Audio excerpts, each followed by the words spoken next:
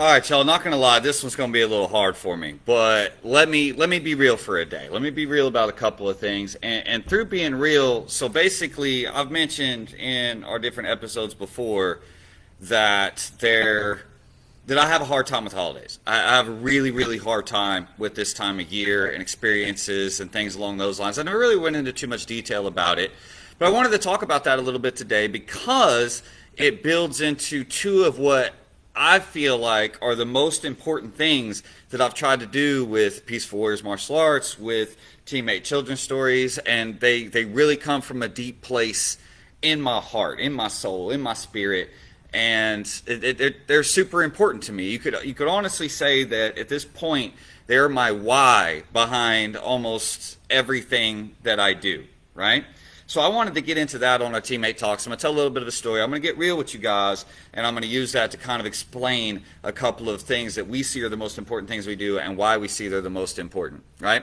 So I know a lot of people have had it worse than me. I'm not trying to get on here and have no pity party or nothing like that. Please, don't worry about any of that. But if you got something you want to add in, you want to leave a comment or something, help the discussion go ahead and drop that stuff in there. That stuff means a lot to me, especially when I'm on here telling personal stories like I am today, right?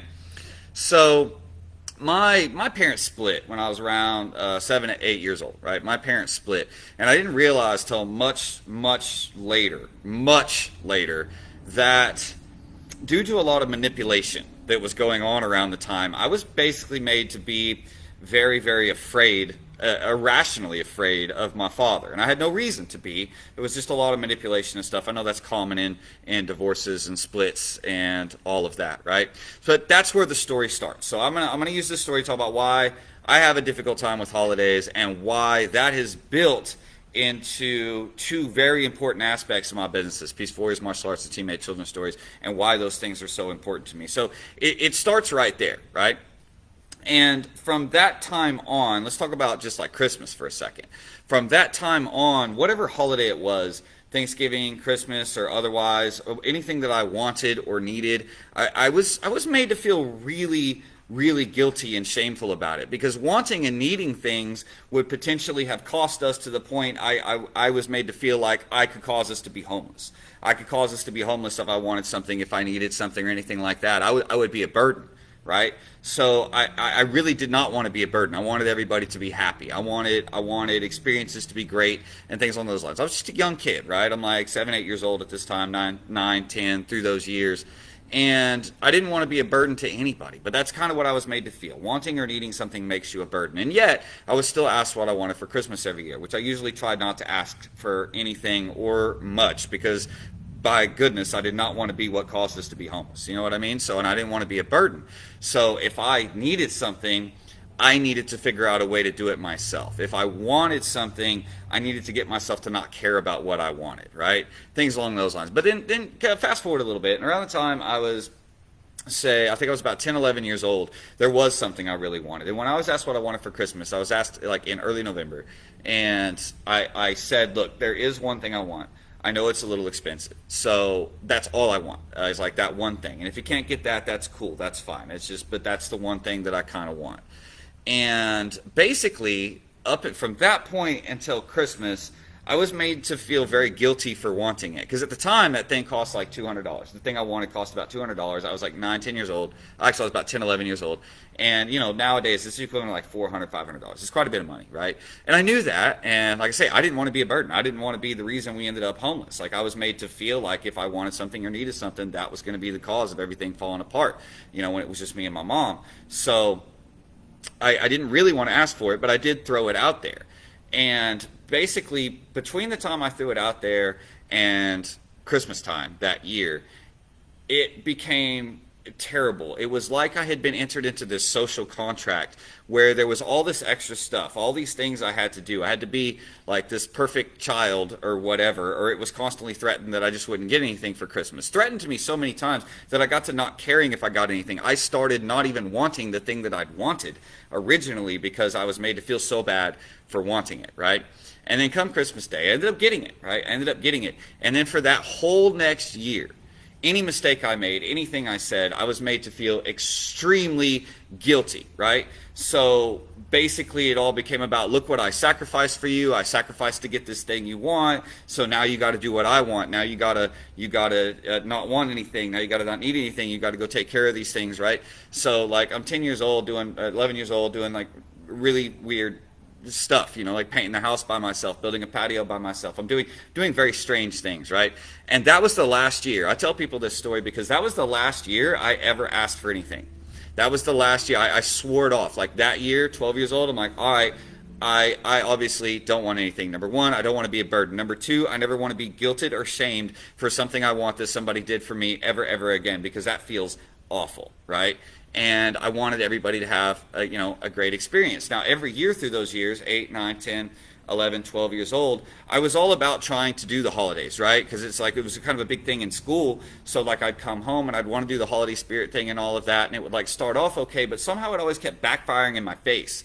It was like I could put up Christmas lights, but that wasn't good enough and it looked terrible. I could try to do a Christmas tree, but that just takes up too much space, and now it's in the way, and all of that kind of stuff. And it kind of felt like everything I tried to do was a burden. So honestly, I just kind of gave up. Right? So by the time I was 12 years old, I had completely given up on holidays. And that leads me to the first important thing that we do in our business, or what I feel like is one of the most important things we do at Peaceful Warriors, and why. And I'm just trying to explain this to show you why it's so important to me, and that is experience. One of the most important things to me in everything that we do in this business, from our free community events, the parents' night outs, the Christmas party, the Halloween party, all of those things, the whole point of it to me, we do them all for free. Now the whole point of it to me is experience. It's giving kids experiences I didn't have. It's giving kids and families cool experiences together that they can look back on with fond memory, because I didn't have that, right? I didn't have that. Like I say, if I wanted to celebrate a holiday, I was made to feel like a burden. I was made to feel guilty, right? If I wanted to do something for Halloween, it meant that somebody had to go out of their way to do something for me, and then I was going to owe them, and it was going to be a thing, and then I was going to be guilted, right? And I was going to be guilted about it for a while. So I just got to this point that I kind of had sworn off holidays. So now as an adult, and it's not just about holidays, it's about any experience, right? There were things I wanted to do as a kid. There were sports I wanted to play. There were activities I wanted to try. But I was always guilted for wanting to do anything, because that would make me a burden, and I couldn't be a burden to my parents, or to my mom, because that might mean we'll end up homeless. So I just learned to never want things. I learned to never ask for things, and I learned if there was something I needed, to figure out how to take care of that myself, right? But I put all this effort into trying to make the experience of the holidays great for everyone around me, but it always backfired in my face. Well, now I'm an adult, and now I get to call the shots. So when it comes down to holidays, ever since I've started this business, ever since Axel was born, and it's not just the holidays, right? Even classes, just regular classes. This is why it's all about experience to me. It has to be a great experience for every student on the floor. It has to be a great experience for the parents. All the parties, they have to be wonderful experiences. It's one of the most important things to me. Yeah, Mr. Atkins commenting on our Facebook Live, he says, like the new student experience in their intro, and that's right. So when I first learned about systemizing business practices to make sure that you can stay consistent and build on those practices and make them better and better, one of the very first systems I wrote is what I called the new student experience. And I called it that for a reason, because it's exactly the experience we want a person to have, the wonderful experience we want a person to have the first time they come in. They shouldn't just be thrown in. They shouldn't just be put off to the side, right? And this is why we do that first day of our free trials by appointment, so that we can provide this great experience on that first day, since you don't know anybody, you don't know what's going on, you don't know what to do. So that's a big thing for me. And so why is it so important? Well, that's why I told you the story about my holidays leading up to when I was about 12 years old, right?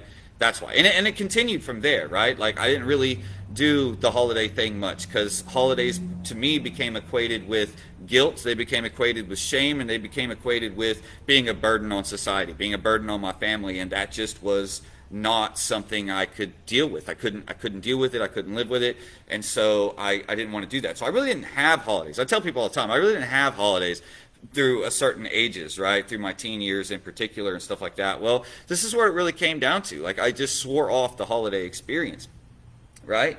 And now I'm going to get to the second more important thing. So now looking at between the ages of, say, 11 and 14, I was betrayed by a lot of people who were close to me, right? And I don't just mean how one of my parents manipulated me against the other when I was younger. I mean other people that were close to me. I ended up having, I don't know how to say this on a kid-friendly show, I ended up having adult abuse experiences, if y'all catch my drift, right? Inappropriate abuse experiences, and they were with people that were supposed to be close to me. They were with friends or boyfriends or whatever of my mom. They were with family members. I won't get into any more specifics than that. Stuff like that, where I was forced into these very inappropriate and very difficult situations, and I kind of dealt with that. I had nothing to do with the holidays, but I was dealing with that, between the ages of 11 and 12, all the way through 14, and not being heard, right? And not being heard when I tried to talk about it, and when I tried to work things out, right? So at this point, I'm feeling utterly unheard and betrayed by everyone who's supposed to take care of me, by the adults around me, by the people who are supposed to be closest to me. And I was already one of those kids that had a hard time connecting with people. I had a really hard time making friends, y'all. Like, I was always in my books or in old video games or something. I was always trying to escape. I was always trying to escape life. Like, I got to the point that I hated life by the time I was 11 or 12, and I was constantly trying to escape it, right? And that's really what it boils down to. And then through those years, I started realizing that I had been manipulated through my parents' divorce. I started realizing that I was manipulated by a lot of people, actually. And then through this adult abuse thing, I started feeling betrayed by everyone who was supposed to look out for me. So there you go. By the time I was 13, 14, I'd recognized one truth in my life, which was the only person who was going to look out for me was going to be me, right? And I don't feel like a person should ever have to feel that way at that age. So this is, again, why experiences are so important to us. It's where the hashtag teammate comes from. It's where the motto comes from, right? Because people should never, I don't care how old you are, how young you are, people should never be made to feel like those that are supposed to be close to them, those that are supposed to be taking care of them and looking out for them, are out to betray them, right? So by the time I was like 14, I felt betrayed by just about everybody in my life. And again, I was still having trouble, connecting with people. But by the time I was 14, I'd finally made my first friends. I don't know if they realize that to this day. It was my group of friends through high school. They were my first friends. Like, I didn't have friends in elementary school. I wasn't really allowed, in a way. I mean, I couldn't go to houses. I couldn't go to the school experiences. I couldn't go to hangouts or anything like that. I wasn't allowed any of that because that was putting more burden on my mom, and that wasn't something I was allowed to do. I just could not do that. I was not allowed to be a burden of any kind, any variety, shape, or form at all, right? So at first, I finally started to make a few friends. I was around 13, 14. I was about 14 years old, 15 years old. I started to make a few friends. And then I was asked to betray them. I was asked to leave it all behind. For the first time in my life, I have a few friends that seemed to care about me, no matter how I acted. And it was literally the first time in my life, all while feeling betrayed by all the adults in my life. And then those same adults asked me to drop it all, asked me to throw it all away and go move away somewhere else and start over. And my brain at 14, 15 years old, I couldn't comprehend that. I couldn't take that.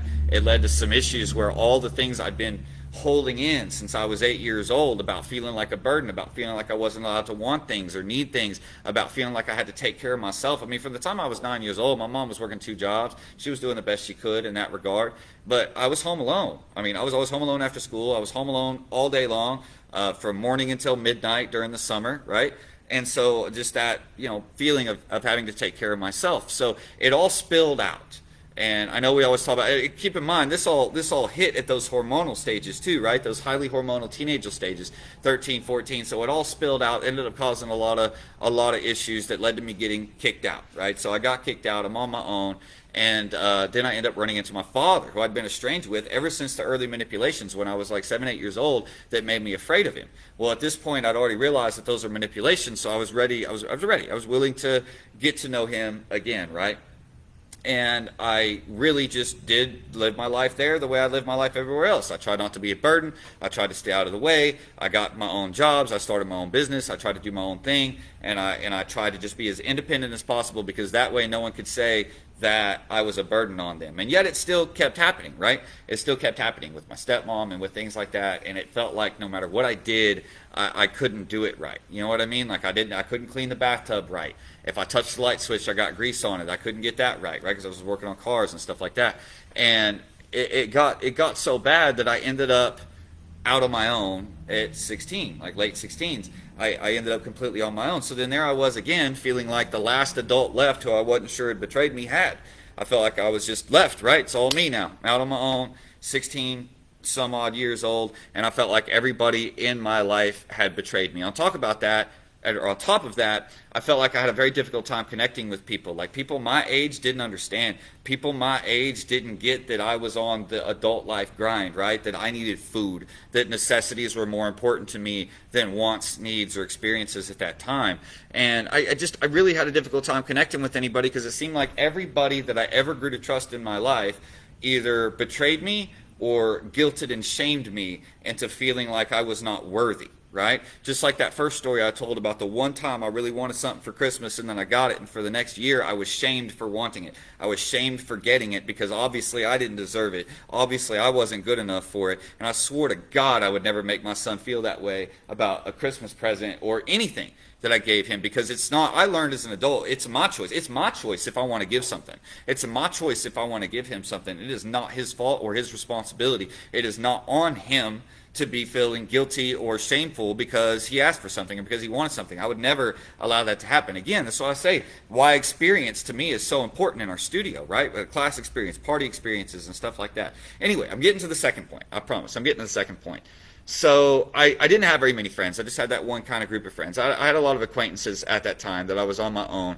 But honestly, I was having mental breakdowns like no one understood. You know what I mean? Like no one around me heard me. No one understood what I was talking about, right? I'm still like all my peers are a bunch of teenagers who are just, partying and doing things. And I'm like, look, I need to start my life. Like I've got to get going. Tasha commented, people who haven't lived that life trauma don't understand what it is. It's exactly right. So at that point, I stopped being able to connect with people, right? Because then the holidays would come along, everybody like, oh, we're celebrating Christmas, we're doing this, I'm doing this with the family, and I couldn't understand it. I didn't get it, I couldn't understand this. For me, I'm like, I got to work. I'm going to pick up shifts on Christmas because I got to eat. You know what I mean? Like that was me. There was no holiday at this point. And I didn't really have holidays through the teenage years too much anyway. Like I said, I tried to a few times, but I was always made to feel like something I did was wrong. Putting up lights was wrong. Doing the decorations a certain way was wrong. And I was always in the way. This is why, to this day, I can't stand being in the way. I've been working on this with therapists for a while, right? And I know there's other you guys out here that have this thing too, like that habitual saying you're sorry, the habitually moving out of people's way when you have every right to be standing in the place you're standing. It comes from that trauma of feeling like you don't deserve to stand there as much as that person deserves to move through. You know what I mean? And anyway, so I had trouble connecting with people at this point, and I had several mental breakdowns at this point too. But as I got older, what I realized is I started thinking I couldn't connect with anybody. I started thinking there was no one out there that could understand me, and that turned out to not be true. What I realized is there was just very few people who could understand, very few people who I could connect with, and that was the difference, right? So this leads me to the second most important thing, right? We're a martial arts studio here at Peace Force Martial Arts. People think, well, that maybe I teach martial arts because I enjoy it, right? Or because I like martial arts, and that's true. But my thing here is martial arts is not why I do this. I don't do this just to teach people how to fight. I don't do this just to teach people how to defend themselves. I do this. The main reason I do this is for experiences and for those words over on the wall over there, our Teammate Life Skills Word of the Week program, which was something that I came up with myself, and we wrote that out ourselves about what I was missing when I was a child, what I was missing when I was younger, about trying to help kids connect better with parents and to help parents connect better with kids and not make the same mistakes that I felt like my family made, right? Those words of the week were so important. And the reason I had a lot of trouble connecting with people is because a lot of people understand those words. You know what I mean? Like they understand integrity, they understand patience, they understand compassion, but there are a few people that realize those words. You know what I mean? That truly realize where those words are coming from and why it's so important to me. Why those words are so important to me. I'm just gonna spell it out for you guys right now. Let me see, how can I put this the best? I can connect better with the people that really get that those words of the week are my call for help. They're my mental health call for help to the world. That's what they truly are. And it's the why behind everything that I do, experiences and those words of the week. Because those are my passive-aggressive retaliation against the world that I grew up in. Those are my call for help to say, where's all the decent people at, right? Where's all the good people at? Where's all the compassionate people at? Where's all the disciplined people at? Where's all the integrity-filled people at to keep their word? Where's all the patient people at? Where's all the respectful people at? Where's all the courtesy at? Where's all the people that don't give up at? Where's all the people that overcome every obstacle that's thrown at them? Where are those people at? That's what those words of the week were for me. They were my passive-aggressive retaliation against the world that I grew up in, and my call for help, asking, where's the decent people who don't just understand these words and live them part of the time when it's convenient, but who realize those words and realize why they're so important to me and realize why they're important to society, why they're important to all of us and the experience of growing up. Now, from that is where, man, we've managed to build this awesome team, right? We got Miss Tasha, Miss Rose, Miss Megan, Mr. Muller. We got all these people, right? This awesome team, and those are the people I tend to connect with a little more. Miss Nana and all them. Why? Because they don't just get the words; they understand where I'm coming from on them. They understand that those words are my call for help to the world. They understand that those are so important to me, that they are the why behind this entire studio, behind the Teammate Children's Stories, behind all of it, right? It's not just about teaching people how to defend themselves. It's not just about teaching people how to fight. It's not just about teaching people how to be a little bit more confident. It's about teaching people how to be strong, decent people. It's about trying to find strong, decent, compassionate, caring people who aren't just that way part of the time when it's convenient or when they're in a good mood, but who are that way because they see how important that is for people in the world. They're trying to be what was not around them as a child, right? That's really what it's all about to me. It's my call to the world about where are the decent people at. So why do I do this? Why is Peaceful Warriors Martial Arts? Why do we do the things we do? Why do we design it the way we design it? Why do we write the books the way we write the books? Why do we have our programs the way we have them? Why is the new student experience the way it is? Well, because I had crappy experiences growing up that I still struggle with today, and I decided that if my life had to start in such a crappy way, and I know other people had it way worse, I'm not complaining here, but if my life had to start in such a crappy way, the only way I could justify it to myself was to make it mean something, to make all of that pass, to make all of that mean something, to build something to make it mean something, right? That's why experience is so important. It's not about martial arts, guys. We could be doing dance, we could be doing yoga, we could be doing anything. You just name anything. I don't care. Retail. And the most important aspect of it to me is still going to be the experience of the people that walk in the door, the experience of a whole family together, and the experience of those words of the week skills, those teammate life skills. Hashtag teammate, right? Being good teammates for each other. That's what it's all about for me. That's what this is all about. So why am I so passionate about teaching martial arts? Let me tell you, it's not the martial arts. It's that. It's that I want to give families great experiences. I want to give kids great experiences where they might not otherwise get them. I want to give opportunities to kids, right? I want to give opportunities in the kids to these towns, to be the good, decent kids to be able to have a job. I want to give the words of the week, right? I want to put that out there and keep putting that out there to show people how we could be better, just for the people who will listen, right? That's what it's all about for me. It doesn't matter. The martial arts is just a vehicle. I've said this before. Our programs of martial arts are great. Don't get me wrong. We spent a long time studying this stuff to get it right for y'all. But that's just the vehicle. That's just the vehicle. So I've always said nobody cares what you know until they know that you care, and they're not going to know what you care until they know why you care. Well, here's why I care. I had terrible experiences, so I want to make sure everybody I run into has a better experience than me. Now, at the same time, every time I tried to give someone, when I was a kid, every time I tried to give someone a better experience, it always blew up in my face. So that's why sometimes this stuff scares me. Sometimes owning this place, sometimes running this place terrifies me. Absolutely terrifies me, right? Because sometimes that stuff had blown up in my face when I was a kid, but as an adult, I'm determined to make that mean something. I'm determined to make that mean something.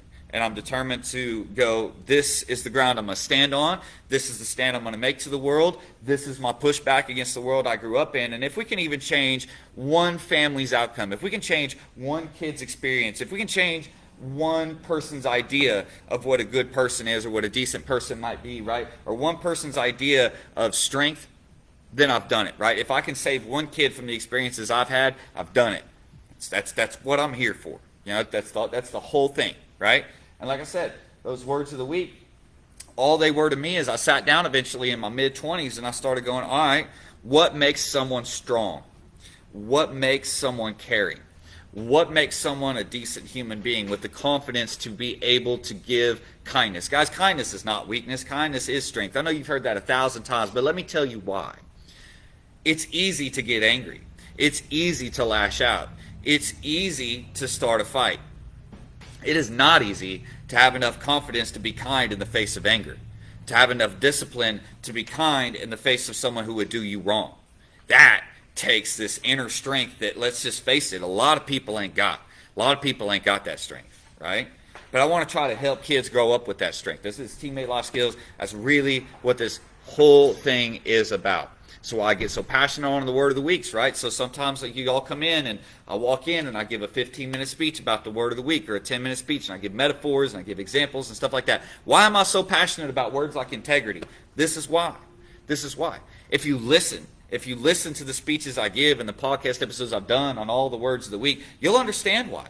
I tell you through metaphors, I tell you through stories exactly why this stuff is important to me. But you know what always throws me off? You know what always throws me for a loop?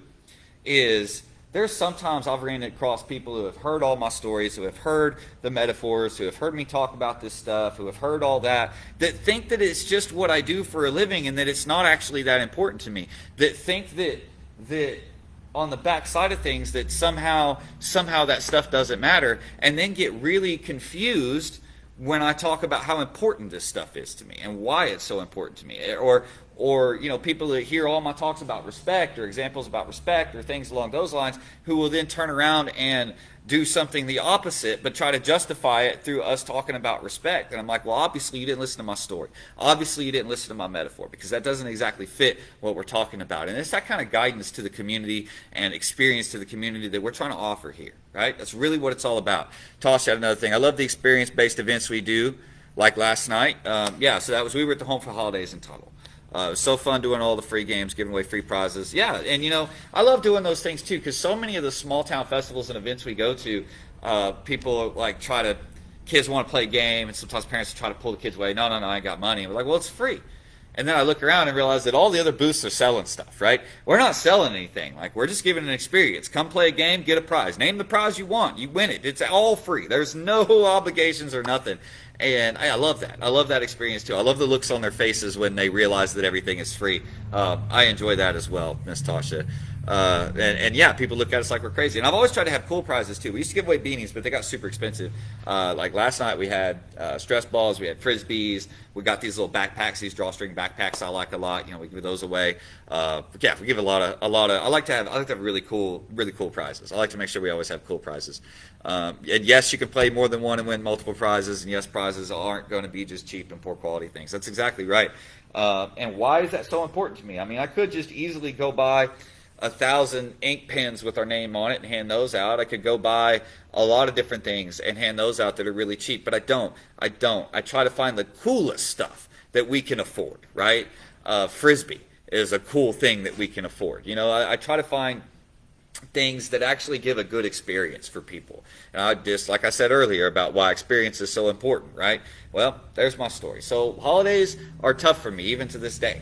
Because every time it comes around towards the holidays, I start getting scared. I start getting scared I'm not going to be able to provide a good experience. I start getting scared that I'm going to be a burden on somebody. I start getting scared about wanting anything. I start getting scared about trying to do things. And then because of that, I end up shutting down. I end up having a tough time even creating good experiences because I'm too afraid of what could go wrong. I'm too afraid of how bad it could go because I've seen that, right? I've seen my family get tore apart several times over several years through that exact thing. So I get scared of it. You know, holidays are difficult for me. Even trying to provide that experience, I get scared that whatever experience I provide is not going to be enough, that whatever I do is not going to be enough, or that if, you know, forbid I decide that I want to ask for something, that somehow is going to create a burden or create a social contract that is going to require a lot of me or leave me feeling guilty or ashamed, which I hate those feelings. I think all of us hate feelings of guilt and shame.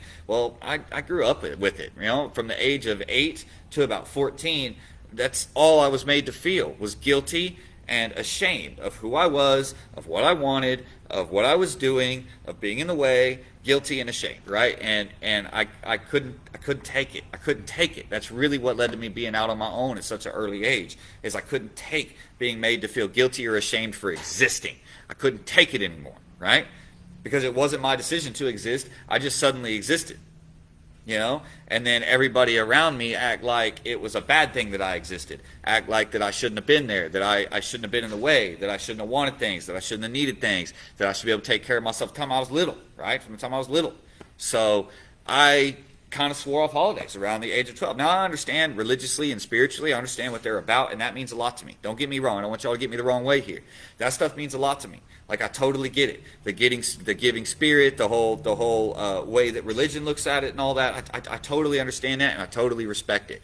But it was in the act of the celebrations when I was younger that led me to just no longer want to put myself in that situation, if that makes sense, right? I no longer wanted to put myself in the situations to feel guilty for wanting something and honestly, that's led to a lot of bad habits for me, where, like, even if I want something, if someone offers it to me, I turn it down. If I want something and start to kind of express that I want it, and then someone tries to make me a deal for me to get what I want, I turn it down. I do it every time because I taught myself at such a young age that wanting something was a weakness, that wanting something made me a burden. Therefore, I taught myself that if I wanted something, I taught myself to immediately stop caring about it. Stop wanting it, right? And so I just get to this point that I end up not wanting anything because everything I can think of that I want, I don't care about anymore. Because I convinced myself not to care about it so that I wouldn't be a burden on anybody else. So that I wouldn't cause a bad experience for anybody else. So that I wouldn't put anybody else out or make them feel like they went out of their way for me and then I didn't do enough back for them or something along those lines, right? Too many times when I was a kid, there was that deal. Like, I've got you this, I did this for you, now this is what I expect out of you. And it wouldn't just be good behavior and things like that. It would be extreme things, right? That were just impossible for me to live up to. Things that were impossible for me to live up to. So, that's what it's all about. That's why the words of the week are so important for me, the teammate life skills. That's why it's #teammate.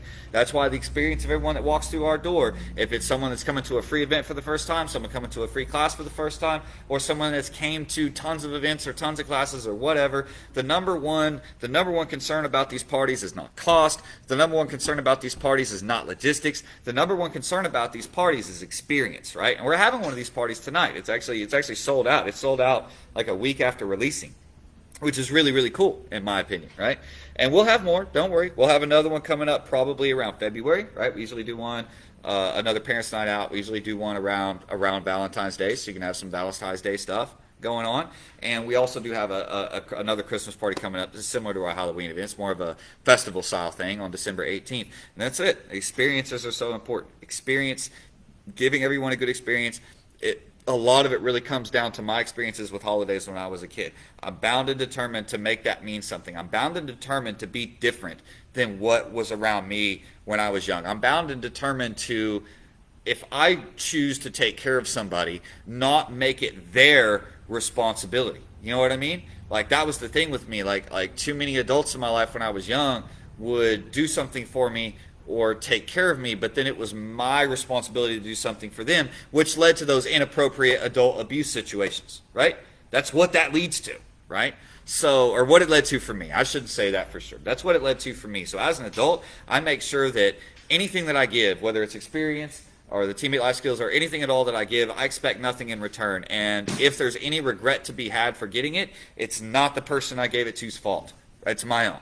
It's not theirs. It has no responsibility on them. Right? That's important to me. And then the fact that I just couldn't connect with people, and the fact that after that I just couldn't really make a lot of friends. I really had such a hard time with stuff like that. And the fact that it felt like everyone that got close to me betrayed me. Everyone that I opened up to betrayed me. And guys, that didn't stop. Like, that continued. That continued through my 20s. It continued in my early 30s. That has continued. That has never stopped in my life. Feeling like, but I am bound and determined to be the opposite of the bad experiences I've had in my life. I'm still set and determined to be the opposite of any bad experience that I have in my life. So I refuse betrayals, right? I refuse this whole concept. And it's because I have felt like everyone that's ever cared for me in some form or fashion has at one time or another turned against me or betrayed me for personal reasons or for personal gain. It's just part of it. So I have this.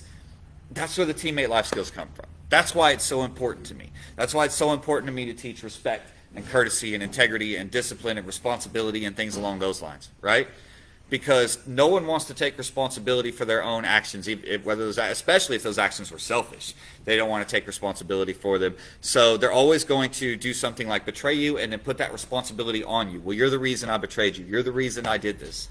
You know what I mean? And that's the same stuff I heard from my parents when I was young. It's the same stuff I heard from my abusers and stuff like that. And I still hear that stuff to this day. But I am bound and determined that if there's one thing I'm going to do in my life, if I have to be here, if I have to be alive, the one thing that I'm going to do is make sure that I give other people from my position a better experience than what I had. That I try to be what I needed to be, and that I don't do the things to other people that it feels like those people did to me. You know what I mean?